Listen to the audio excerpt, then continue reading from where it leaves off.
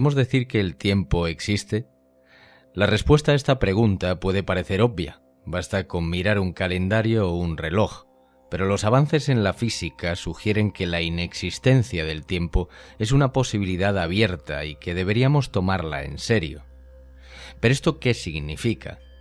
Paradójicamente, tomará algo de tiempo explicarlo, y aunque el tiempo no exista, nuestras vidas seguirán como de costumbre. La física está en crisis. Durante el último siglo hemos explicado el universo con dos teorías físicas tremendamente exitosas, la relatividad general y la mecánica cuántica. La mecánica cuántica describe cómo funcionan las cosas en el mundo increíblemente diminuto de las partículas y las interacciones entre ellas. La relatividad general describe el panorama de la gravedad y cómo se mueven los objetos. Ambas teorías funcionan extremadamente bien por derecho propio, pero se cree que las dos están en una especie de conflicto. Aunque la naturaleza exacta del conflicto es controvertida, los científicos generalmente están de acuerdo en que ambas teorías deben reemplazarse por una nueva teoría global. Los físicos quieren producir una teoría de la gravedad cuántica que reemplace la relatividad general y la mecánica cuántica al mismo tiempo que captura el extraordinario éxito de ambas. Tal teoría explicaría cómo funciona el panorama general de la gravedad en la escala diminuta de las partículas. Resulta que producir una teoría de la gravedad cuántica es extraordinariamente difícil. Un intento de superar el conflicto entre las dos teorías es la teoría de cuerdas. Esta teoría reemplaza las partículas con cuerdas que vibran en hasta 11 dimensiones. Sin embargo, esta teoría se enfrenta a una dificultad adicional. La teoría de cuerdas proporciona una variedad de modelos que describen un universo en términos generales como el nuestro, y en realidad no hacen predicciones claras que puedan probarse mediante experimentos para determinar qué modelo es el correcto. En las décadas de 1980 y 1990, muchos físicos se sintieron insatisfechos con la teoría de cuerdas y propusieron una serie de nuevos enfoques matemáticos para la gravedad cuántica. Uno de los más destacados adopta este mismo nombre y propone que el tejido del espacio y el tiempo está hecho de una red de fragmentos discretos extremadamente pequeños o de una especie de bucles. Uno de los aspectos notables de la gravedad cuántica de bucles es que parece eliminar el tiempo por completo. La gravedad cuántica de bucles no es la única que abolió el tiempo. Varios de los otros enfoques también parecen eliminar este concepto como un aspecto fundamental de la realidad. Así que sabemos que necesitamos una nueva teoría física para explicar el universo y que esta teoría podría no incluir el tiempo. Supongamos que tal teoría resulta ser correcta. ¿Se sugeriría que el tiempo directamente no existe? Tal como afirma el matemático y profesor universitario Sam Baron en un artículo publicado en The Conversation, necesitamos aportar una perspectiva radical de lo que significa existir. Comenta: la existencia de las sillas y las mesas o las mismas personas no pueden ser validadas por ninguna teoría de la física, pero aún así seguimos aceptando que existen. ¿Por qué? Porque asumimos que tales cosas existen en un nivel más alto que el nivel descrito por la física. Decimos que las mesas, por ejemplo, emergen de una física subyacente de partículas que zumban alrededor del universo. Pero aunque tenemos una idea bastante clara de cómo se podría hacer una mesa con partículas fundamentales, no tenemos idea de cómo se podría hacer el tiempo con algo más fundamental.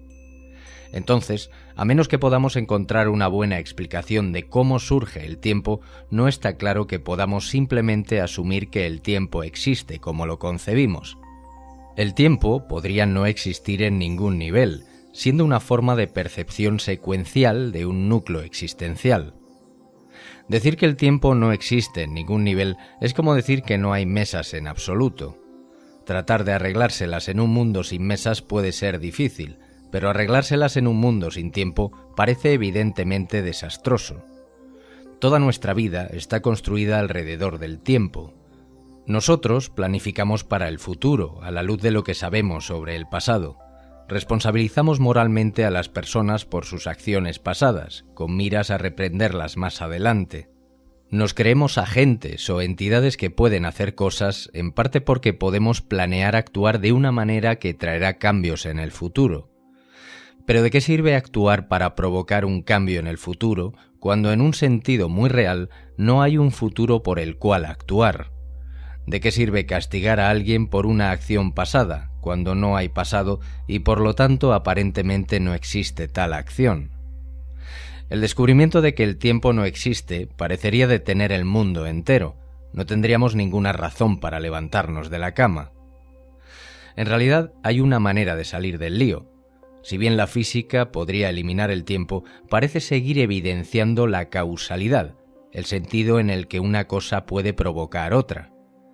Quizás lo que nos está diciendo la física entonces es que la causalidad y no el tiempo es la característica básica de nuestro universo. Si eso es correcto, entonces la agencia aún puede sobrevivir, porque es posible reconstruir un sentido de agencia enteramente en términos causales. También es de relevancia apuntar a las declaraciones de Carlo Rovelli, físico teórico italiano. La ingesta puntual de LSD resultó ser la semilla de su interés por la física en general y por la cuestión del tiempo en particular. Recuerda, fue una experiencia extraordinariamente fuerte que me conmovió también intelectualmente. Entre los fenómenos extraños estaba la sensación de que el tiempo se detenía. Sucedían cosas en mi mente, pero el reloj no avanzaba, el flujo de tiempo ya no pasaba. Era una subversión total de la estructura de la realidad. Pensó, bueno, es una sustancia química que está cambiando las cosas en mi cerebro, pero ¿cómo sé que la percepción habitual es la correcta y esta no? Si estas dos formas de percibir son tan diferentes, ¿qué significa que una es la correcta? El trabajo de Rovelli como físico, en términos crudos, ocupa el gran espacio dejado por Einstein por un lado y el desarrollo de la teoría cuántica por el otro. Si la teoría de la relatividad general describe un mundo de espacio-tiempo curvo donde todo es continuo, la teoría cuántica describe un mundo en el que interactúan cantidades discretas de energía. En palabras de Rovelli, la mecánica cuántica no puede lidiar con la curvatura del espacio-tiempo y la relatividad general no puede explicar los quantum. Entonces, ¿cómo encaja el tiempo en la obra de Rovelli? Einstein ya mostró al mundo que el tiempo es relativo. El tiempo pasa más lentamente para un objeto que se mueve más rápido que otro objeto, por ejemplo. En este mundo relativo, una hora absoluto carece más o menos de sentido. El tiempo, entonces, no es una cualidad separada que fluye impasible a nuestro alrededor. El tiempo es, en palabras de Rovelli, parte de una geometría complicada entretejida con la geometría del espacio. Para Rovelli hay aún más. Según su teoría, el tiempo mismo desaparece en el nivel más fundamental. Sus teorías nos piden que aceptemos la noción de que el tiempo es simplemente una función de nuestra percepción humana borrosa. Vemos el mundo solo a través de un espejo oscuro. Estamos viendo el juego de sombras de Platón en la caverna. Según Rovelli, nuestra innegable experiencia del tiempo está indisolublemente ligada a la forma en que se comporta el calor.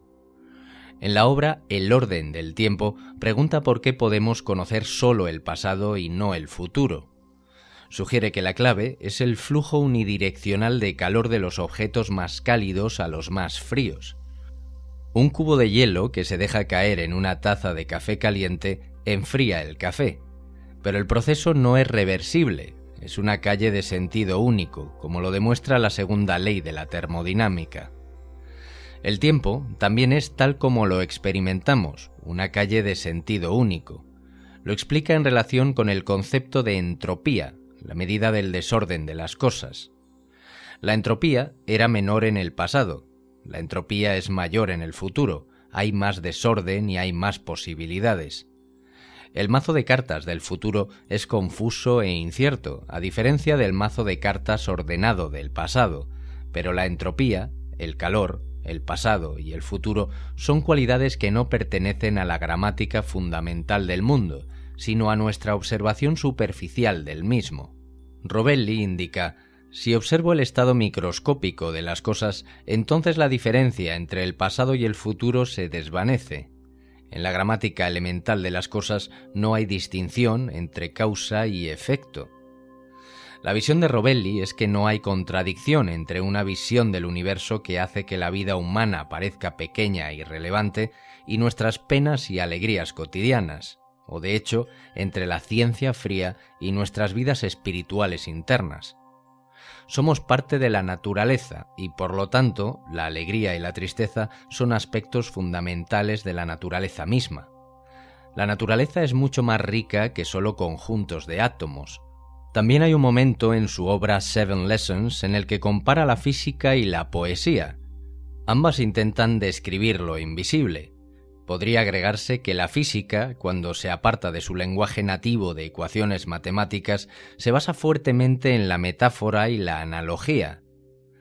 Rovelli tiene un don para las comparaciones memorables. Nos dice, por ejemplo, cuando explica que el suave flujo del tiempo es una ilusión, que los acontecimientos del mundo no forman una cola ordenada como los ingleses, sino que se amontonan caóticamente como los italianos. Comenta que el concepto de tiempo ha perdido capas una tras otra, pieza por pieza. Nos quedamos con un paisaje vacío, azotado por el viento, casi desprovisto de todo rastro de temporalidad, un mundo despojado de su esencia que brilla con una belleza árida e inquietante. Rovelli comparte ese sentido del lugar de la humanidad en la naturaleza, a la vez una parte de la estructura del universo y además en una posición particular para maravillarse de su gran belleza. Es una visión racionalista, una que sostiene que al comprender mejor el universo, al descartar las falsas creencias y la superstición, uno podría disfrutar de una especie de serenidad.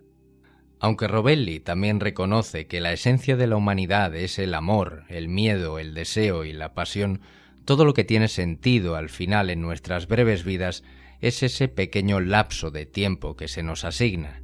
Cuando nos despertamos de un sueño vívido, somos vagamente conscientes de que el sentido del tiempo que acabamos de experimentar era una mera ilusión.